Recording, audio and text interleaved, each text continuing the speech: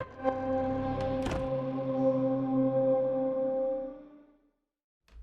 we're back with more Shacknews Awards deliberations and votes. We're gonna do the best horror game of the year 2021. There were actually a decent amount of horror games that came out this year, and very different styles. And so I'm curious where we're gonna go with this one. I will open it up to the panel for nominations. Anyone want to jump in? I want to nominate Returnal for best horror game. And here's the thing: when it comes to horror, the horror genre, especially in video games, I feel like sci-fi horror just doesn't get its fair share. You got Dead Space, you got a couple other games, but that's about it. I feel like Returnal is a great example that borrows from two of my favorite sci-fi horror films, Alien and Event Horizon. The atmosphere that this game builds is super suspenseful. The designs of a lot of these creatures are horrific, especially like I mentioned this before. There are spotlights in the game, and they're just giant eyeballs, Mhm. like up in the sky, like staring at you. It's a very disturbing experience. The story is also very disturbing. You don't know where you are in this time loop. Basically, you keep finding corpses of yourself and notes and things like that. There's like your house is in the middle of it essentially, and I think someone even mentioned that evoking uh writing them of the PT demo back in the day as well. So I think it's a really well deserved nomination, and it's a little different, and I think it deserves recognition because I want more too. Like if you want more sci-fi games that are in the horror genre, I feel like you gotta give a vote to Returnal. Okay. Any other nominations for this category? Yeah, No. I wanted to talk about Dark Pictures anthology House of Ashes a little bit. More of like a traditional horror game, but just as somebody who really loved Until Dawn, they announced they were spinning those games off. Well, taking that idea and spinning it off into the anthology series. I was really excited, and I was disappointed a bit by the first two, Man of Medan and Little Hope, which is one from last year. But House of Ashes is the first one that's actually felt like a vast improvement on that formula. Um, it's such a simple fix, but like them like actually giving you control over the camera, like 360 control, because that was always one of the weirdest things about the previous games. You'd have moments where the camera was in an odd spot and you couldn't see where your player was going or what was on the ground and whatnot. So it makes that a lot better. The game itself, the I love the movie inspiration of it. Like it's kind of based on The Descent, those like claustrophobic horror movies. It's a bunch of people like trapped in an underground cavern. There's like bloodthirsty creatures hunting them down. I'm very into that. Those themes that they've gotten there. Um, there's also some pretty good like voice performances in it. They've got Ashley Tisdale in there. That's kind of like their gimmick at this point. They always get like real film and television actors. They've done like Rami Malek spinning them, Hayden Panettiere, Will Poulter, and she's like the big actress get for this one. She's pretty good, um, and I dug it. And it's also got a great co-op aspect. I think Denny brought up in another category where you can kind of hand the controller off to friends. You can all like pick a character and you try to get your person to the end. And speaking of that one, this obviously these games are always based on decisions and the outcomes, and I believe this one has like 30 more possible deaths than like any of the other games. There's a bunch of different endings. We always talk about replayability. This game has it as much as anything that you can buy. Uh, when you beat it like the first time, you feel like you've only scratched the surface because there's secret endings. There's different character combinations of people that survive to the end and they have unique interactions with each other. There's a lot of reasons to go back and run through it a bunch. It was just a fun Halloween horror adventure for me. So got to nominate House of Ashes. That's a good nomination. Would you say it was better than Until Dawn or worse than Until Dawn? Ooh, I think it's a better made game than Until Dawn, but I don't know. Until Dawn's the OG. It's hard for me to be like to say I like it more though. I think Mhm. Until Dawn's probably still my favorite. A I think lot it of needs a remaster. a lot of quick time events in this game, Donovan. Yeah, I mean that's their whole thing. Is like it's quick time events. They've shaken it up a little bit. Like now they've got like the heartbeat ones. I wish they brought back the one from Until Dawn, where Until Dawn had the one where it was like don't move your controller, but people used to just put their controllers down. So I guess that's why they got rid of that. Um, but yeah, I mean that's the thing. It doesn't really bother me that much. I like it in the context of these games, and even then, there's like 5 different difficulty options for the quick time events, so they can be as simple or as difficult as you want them to be. Nice. Let's move on to another nomination. What we got? Who's up next? David, do you want to say something? Yeah, I know what TJ is going to nominate, so I'll let him speak to it. But I've had a blast, a shivery blast with Inscryption over the last few days. It's kind of a CCG type game, but there are a few things I love about it. One is this oppressive sense of dread that you just feel. You're in this small room playing against an opponent who doesn't speak. It just makes these reverberations that if you're wearing headphones, you'll feel all the way down in your spine.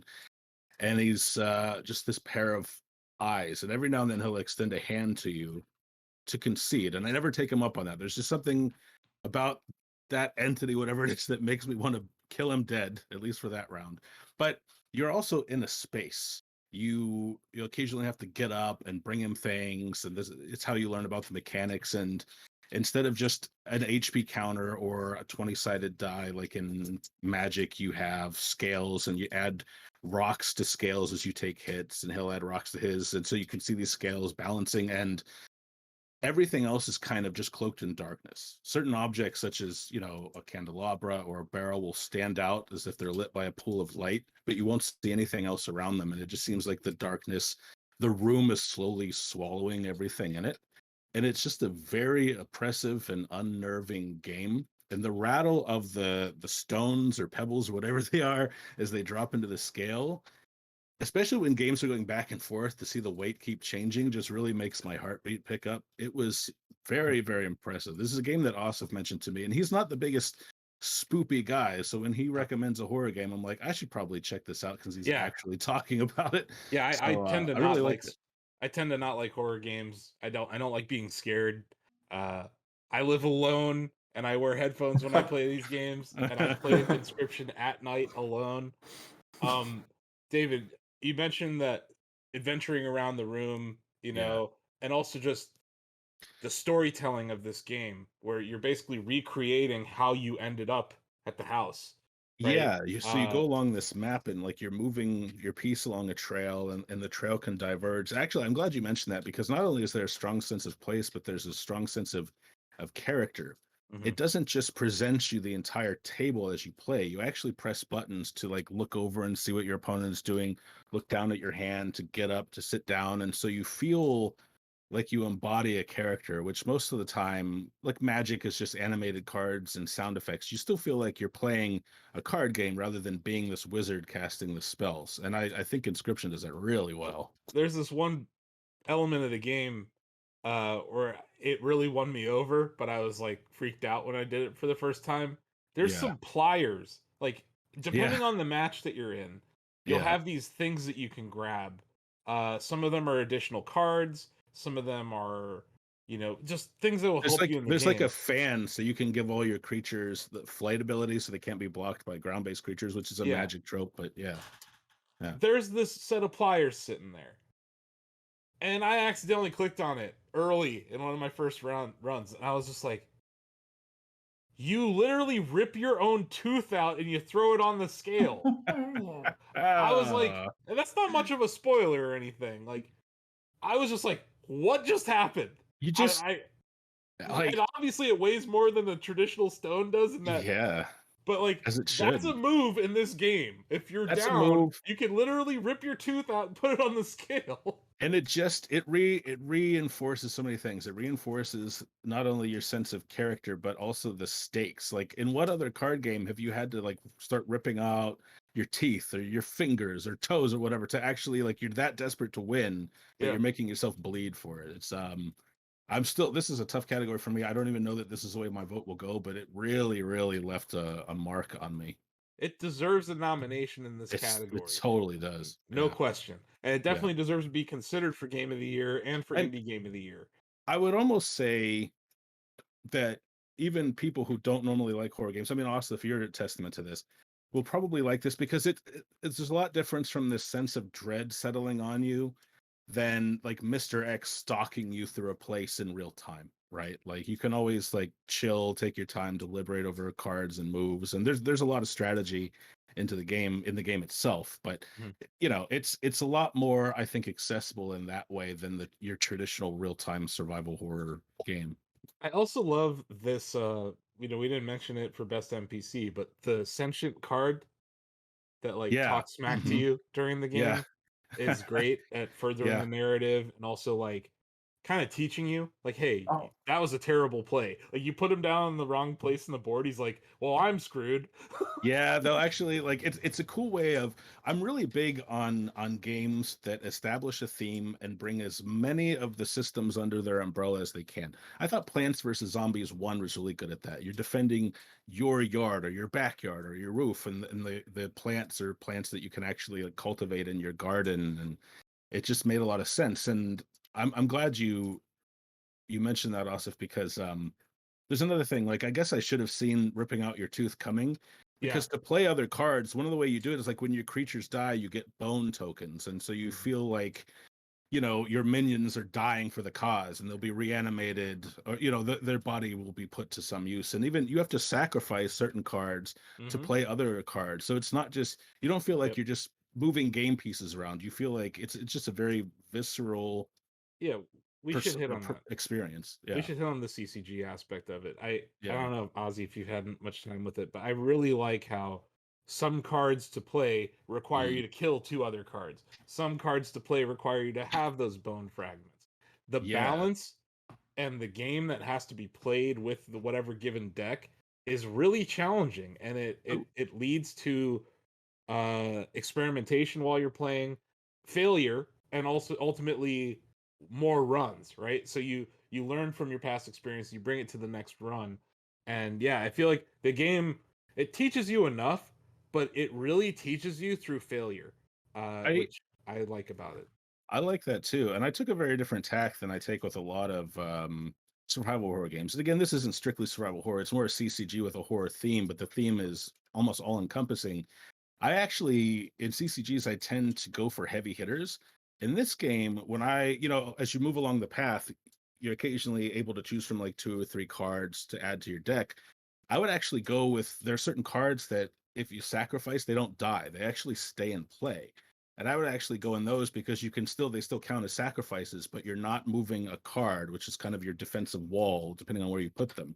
Like cockroaches, I think certain cat cards, you can still sacrifice them, but they still stay in play, so you're not losing forces. And I really like that. So I actually was, to sum it up, I was going for weaker cards that had more of an effect that could allow me to bring out more powerful cards. And I just Yep. really liked that dichotomy there. Yeah, there's a lot of deck building that goes on there where Yeah. you have to really think about, okay, I need these three cards on the Yeah. table before I play this card. And I have to play this card in this spot or else I'm wasting it. Yeah. Uh, that led to a lot of replayability in that game. Yeah. And I also think it's just cool how the story ties into the cards. Yeah. I Like you're retelling the story on a cardboard, on like a table. and it's just you inhabit it so well. And to anyone watching this, if you haven't heard of this game, don't sleep on it. I think it's like $20. Like Mhm. it's great, and you'll get so much value out of that. I really want it to come to consoles, and I think it would work well on mobile. I think it actually could be a Yeah, mobile game. it really would. Any game that's mostly turn-based is more I'm more open to playing it on mobile because I don't feel like I'm like fumbling trying to survive in real time. And I think it would actually that sense of inhabiting a place and a character would be stronger with a controller, because when I was still learning, I would have to remember like, okay, what key does this? And I remember once I accidentally hit the space bar, which is how you ring the bell when you're done with your turn. Yep. So I feel like using sticks to like lean in, sit back, sit up, that would actually work a lot better. But Yeah. right now, yeah, I'm playing it on Steam because I think that's all it's available for. Yes, correct. Yeah. Yeah. But yeah, it came out this year. It's a hell of an. It's. I don't like the horror genre. I don't like being scared. Right. But I don't know, especially in VR. That's the last place I want to be scared.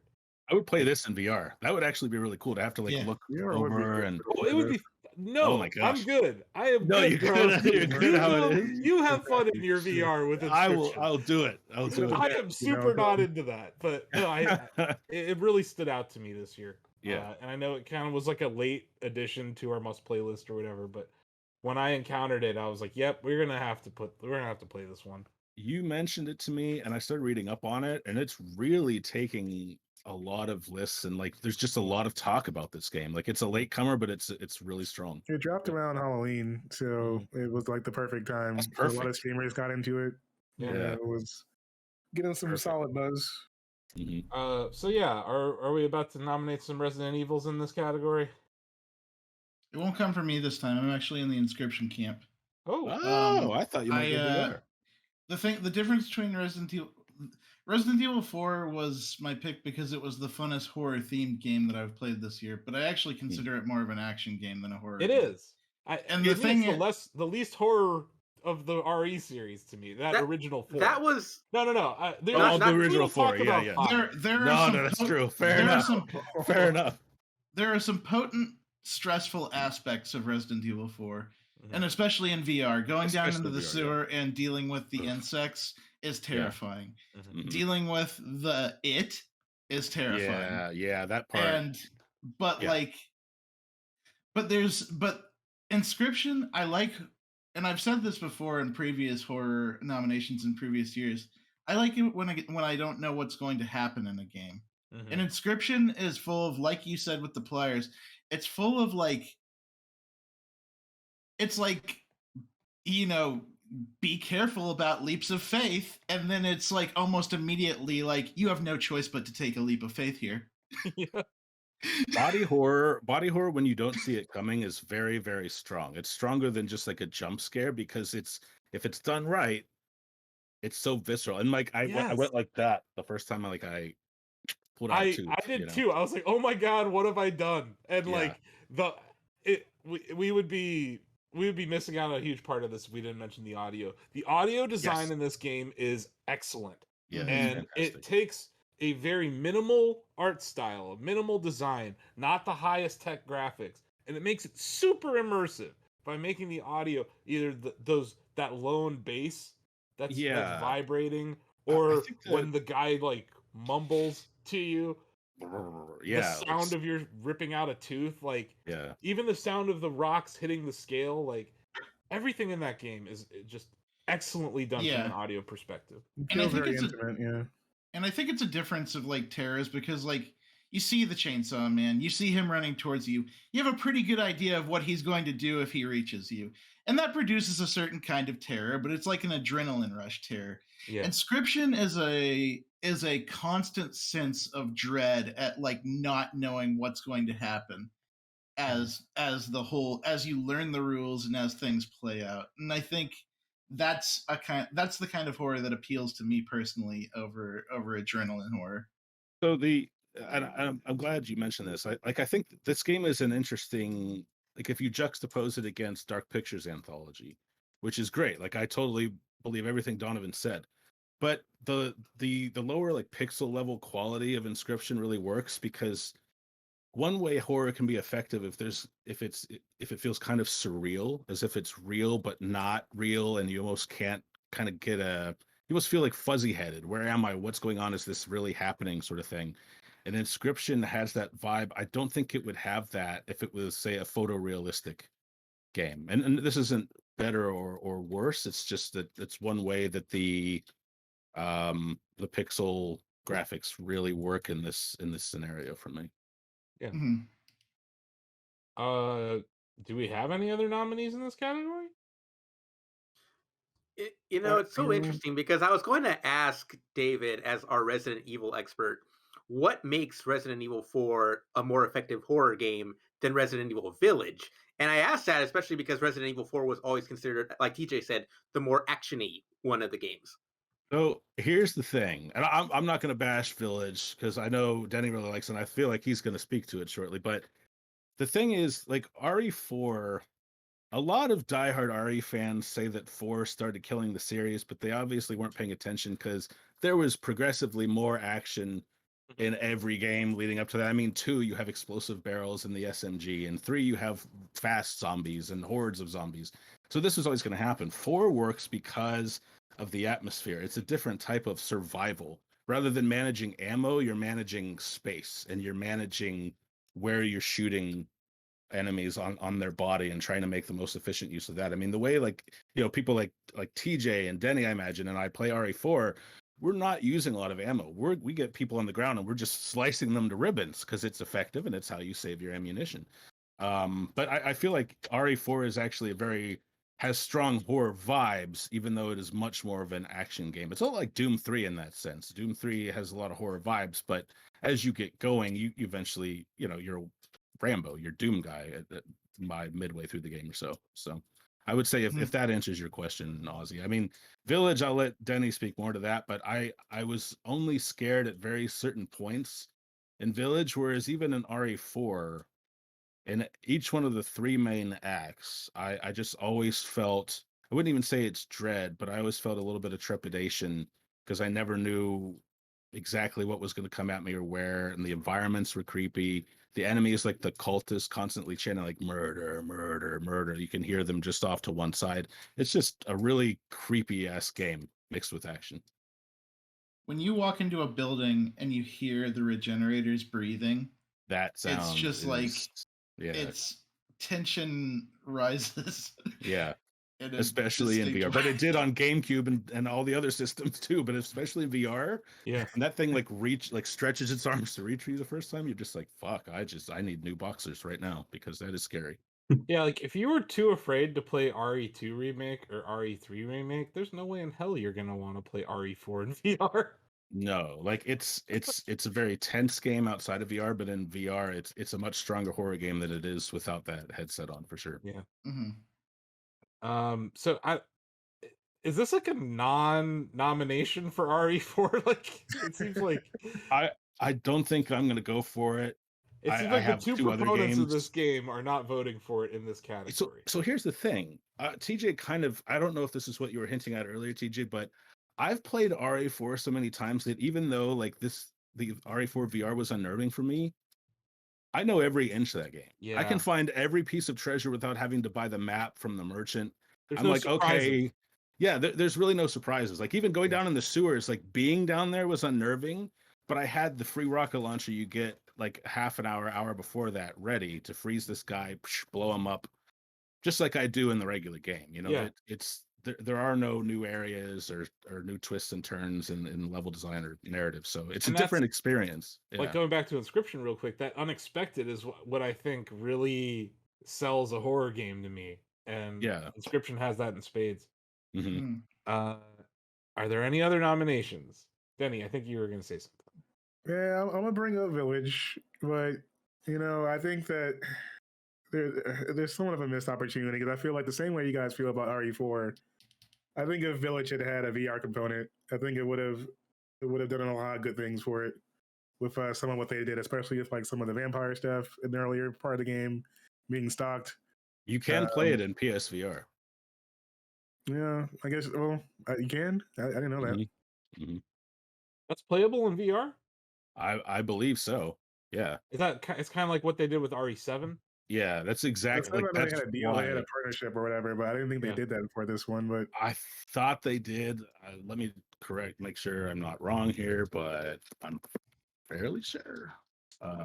I think some people were able to rig it on the PC end. But I think someone's got it running on. They've got it running on Rift S, but I think it's a mod. I thought it was another PSVR exclusive like they did with 7. So I stand corrected there. Thanks, Dan. I don't think Sony's really pushing PSVR like they were because they're in this in between right now where PS4 supports PSVR.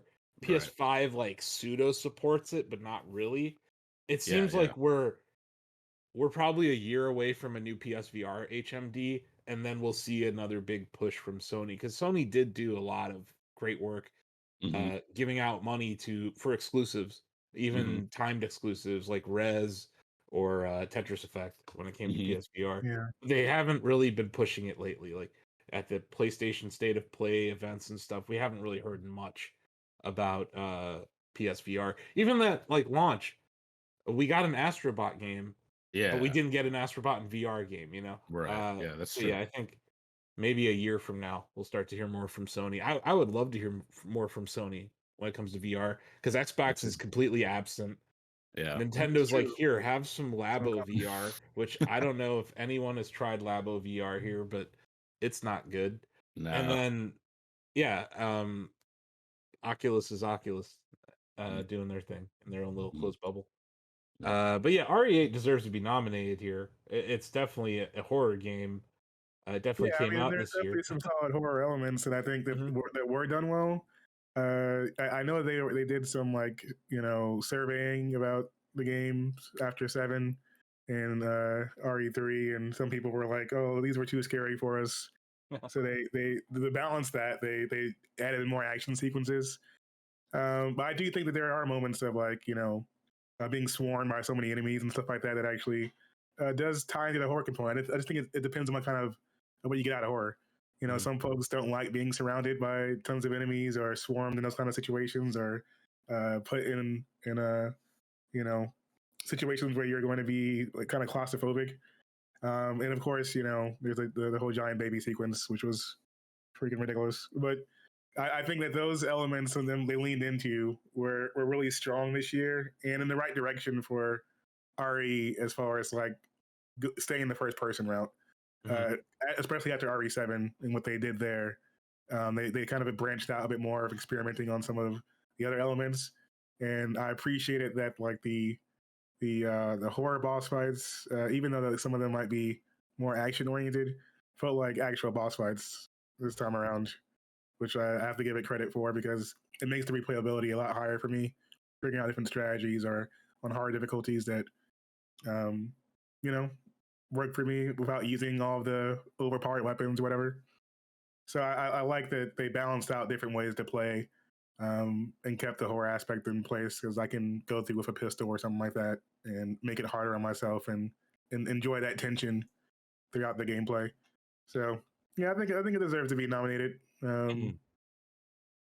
Plus the characters, as far as like the actual like villains in this one, were really creative designs. I think with each individual set piece, it does feel a bit disjointed as a game because of that. Like I know we talked about kind of like comparing it to Mega Man for that reason. I prefer them doing more and being more ambitious in what they decide to do with it than giving me like just the castle for the entire game. Yeah. So sure. Okay, well, Lola's here. She obviously wants to eat dinner. Are there any other nominations, or should we get to voting? I think we can Before vote. she starts barking at me. I think we can vote. Okay, let's vote. Chris, can you type your vote in the chat? I'm gonna vote. I'll get my vote out of the way. I'm gonna vote for Inscryption. I'm sticking with Returnal. Chris also voted for Inscryption. You got. Oh, your vote's Chris's vote's in Inscryption. Yeah. Perfect. Thanks, Chris. Bill. Someone mentioned that Inscryption allows you to sort of like not be constantly pressured, and that seems more my flow. So I'm going to vote Inscryption. It definitely lets you play at your own pace, but the opponent, I don't know what to call him. I think that's the right way to describe him. Your torturer, whatever the hell he is. Yeah. He will talk smack to you if you take too much time. Yeah. Like that's cool. Just the idea though, like being able to get a break from the You can get up and just walk around and stretch your legs, figuratively speaking, if you want to. But I almost call him the captor because that door is locked and you're not getting out of there. Yeah. I will say that the worst part of the game is the traversal when you're walking around. It felt like an early 90s FPS. It felt almost like Myst if Myst moved by the arrow keys instead of clicking. Yeah. But, it felt like a Myst game, but it was controlling like a FPS game. Yeah. I just, not to throw any shade at the game, I don't think that really is a huge negative, but it is something I noticed. Yeah. Ozzy. You guys have successfully talked me into Inscryption, and I really appreciate that card games are appearing to branch out more and more into other genres. We've seen it with Voice of Card. Man. Yeah, we're it's a seeing it mashup with like 2 genre. Yeah. For sure. Like we're seeing it with voice of cards and RPGs, and we're seeing it with fights in tight spaces and strategy, and now we're seeing it with Inscryption and horror. Like I want to see more of this stuff. I want to see how far we can take this. So It wasn't yeah, Slay this the is this has Spire my vote. another kind of CCG that Yeah, yes, it was a roguelike. yeah. Mhm. So I feel like we're starting to see this. It's like becoming a trend, and it's a good thing. TJ, are you also on Team Inscryption here? Yep. Greg? You guys made some really good points on it. It sounds a delightful game that I really want to try now, just based on what David was Delightful talking is not about. a word I would use. No, but it is a fun ass game. But like Greg, I think you'd like this because you and I tend to have the same tastes in horror. So I do think you would like it. Yes, I'm just everything you said about it makes me want to try it, and so I might You buy it and then try it definitely- later. Definitely try it. It's very high on my indie list. Yeah, I think it's a very unique game that came out this year. Donovan, do you guys stick with Dark Pictures? No, I'm going to vote for Inscryption. Okay. The game seems to be really special. It is. Danny, Yeah, what you got here? You did sticking play with more of RE8? it. You know,